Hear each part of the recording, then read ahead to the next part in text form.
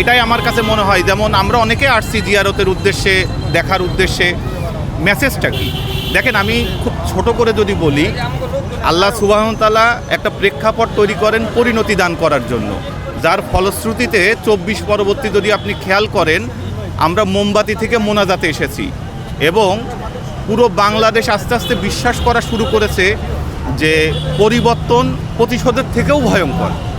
আর এই পরিবর্তনেরই কিন্তু স্বপ্ন হাদি ভাই আমাদেরকে দেখাইছেন। ওনার একটা বিষয় দেখেন, আমরা এটা বলি যে আমি কি বলি আমি তা না, আমি যা করি আমি তাই। হাদি ভাই কিন্তু এই জিনিসটা আমাদেরকে দেখাইছেন যে কাজ কিভাবে করতে হয়। তো ওনার কাজ যদি পুরো ইন্টায়ার ওনার এই ছোট্ট জীবনে কাজ মূল্যায়ন করি, তাহলে তিনটা ব্যাপার আছে, তিনটা বিষয় আছে। একটা হচ্ছে বয়ান, যেটাকে আমরা ন্যারেটিভ বলি। এই আলোচনাটা আমার মনে হয় যে সকলেই শোনা উচিত, যে বয়ান যে জিনিসটা 24 পরবর্তী যে বাংলাদেশের বয়ানের বাণিজ্য আমরা দেখলাম এই হাদি ভাই মৃত্যুর আগ পর্যন্ত, আমার মনে হয় যে সেখানে আমাদের উচিত যে আমাদের সবাইকে আরও সচেতন হয়ে কাজ করার। যেমন খুব ছোট করে যদি বলি, তাহলে দেখেন আজকে সৌদিতে হ্যালোইন উৎসব হচ্ছে।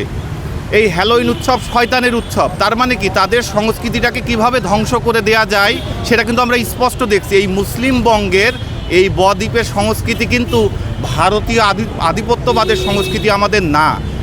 আর আমাদের সংস্কৃতি কি, সেটা আমাদের হাদি ভাইয়ের মিসেজ দেখাই দিয়ে গেছেন যে গায়রত কাকে বলে। আমার মিসেজও পর্দা করেন। আমার মনে হয় যে আমাদের মিসেজ, আমাদের বোনরাও এরকম একটা পর্যায়ে হয়তো আমরা তাদেরকে নিয়ে যেতে পারি নাই। সুতরাং এই বয়ানটা আমাদেরকে বুঝতে হবে। 2 নাম্বার হচ্ছে যে জিনিসটা, সেটা হচ্ছে আমাদের অর্থনীতি।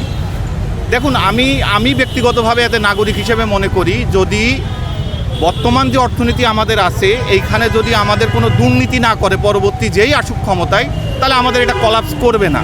আর আমার এন্ড থেকে বলে রাখবো যে যারাই আছেন, doctor Mohammad Yunus, professor doctor Mohammad Yunus এবং যারাই আছেন, ওনারা যেন চেষ্টা করেন, অর্থনীতিবিদরা যেন এইটা আপনার খুব সুন্দরভাবে আমাদের একটা শরিয়া আইনে আসে।